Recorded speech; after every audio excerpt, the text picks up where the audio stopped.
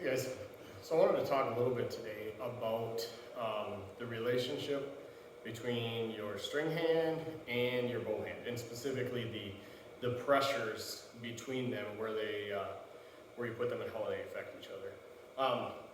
So my ASLs, this is a Yukon. I've got a Pacific here too that I'll show you, but they are designed or built so that your grip pressure will go directly through the center. On the Yukon, it's really easy. You can actually see a seam in the grip there.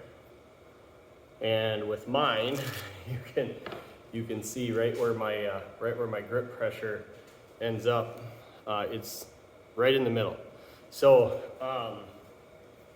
that's where it's designed to go.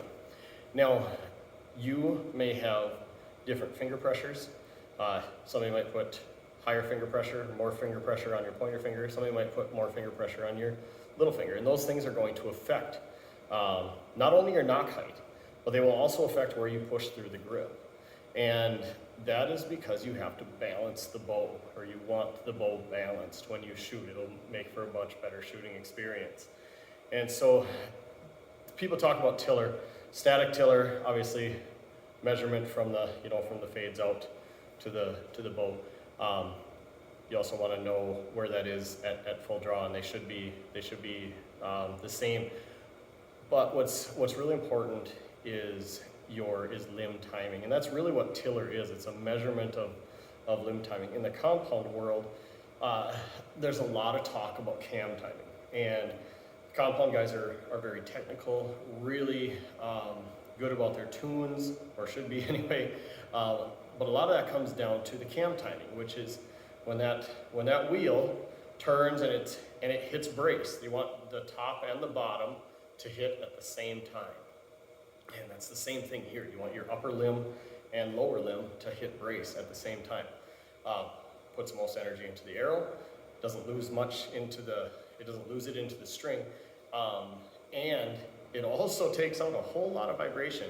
You can imagine if your limbs hit brace at different times, they're going to be doing that a lot. If they hit at the same time, the exact same time, it's really good. I'm going to try to insert a picture here that I had taken of an individual where we had him at full draw, and we drew a line on the computer, a straight line through the fades of the riser, copied it, pasted it, and backed it up to cover his limb tips. They're identical in placement, which means the bow's perfectly tillered, and limb timing is perfect, which they're essentially the same thing. You just have to understand the two concepts. But as far as your finger pressures and your grip pressure goes, somebody that has more pressure on your top finger, there's things with split and 3 under, but they're general. So I'll just talk this way. If you have more pressure on your top finger, you're going to end up actually pushing slightly above center to keep the bow balanced. If you end up with more pressure on your ring finger or your third finger, your lower finger, you're going to be pulling on the lower limb more, putting more pressure on that, which means you're going to have to push on the lower part of the grip more to counteract that and keep the bow balanced. It's really important as far as energy going into the arrow and all that. So it is very, very individual. Somebody that has low finger pressure is typically going to have a higher knock point as well. Again, comes into limb timing. Where you pull back on the string affects how much or how far back your top limb gets pulled and how far back your lower limb gets pulled. All of these pressures affect your limbs. And that's a really important thing to think about.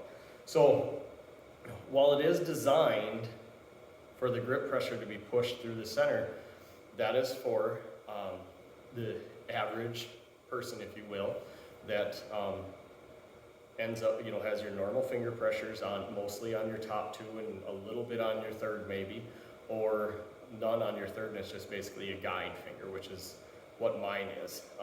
It's just a guide. I'm going to go to full draw and just show you what I look like on here. But my lower finger is just a guide. I have no pressure on that at all. So my pressure is all on the top 2 fingers, and I'm pushing directly through the center of the grip. That is allowing the most energy for me to go from the limbs through the string into the arrow. I'm gonna grab my Pacific stick for just a second. I don't have any arrows in the quiver on this one, so you can see a little bit. In fact, I'm gonna take the quiver off up here so you can see. But you can see my quiver marks, but you can see the fades where they come in there. Those should relate to your limb timing. You want to have those balanced, basically, squared to your target, if you will. So perpendicular. If you're shooting down out of a tree stand, you're going to have those things are going to be perpendicular to your target. If you're shooting this way, they're going to be perpendicular to your target. And your grip pressure is going to affect that. Your string hand pressure is going to affect that, along with where your knock height goes. So just some thoughts of the day, I guess, if you will. Feel free to comment, ask any questions down below. I can absolutely go more into that. There's a brace height video that'll be coming up as well that talks a little bit about that and allowing your arrow more time or less time to get around the riser, which can affect your impact points and your tuning and all that as well. So anyway, you guys have a great day.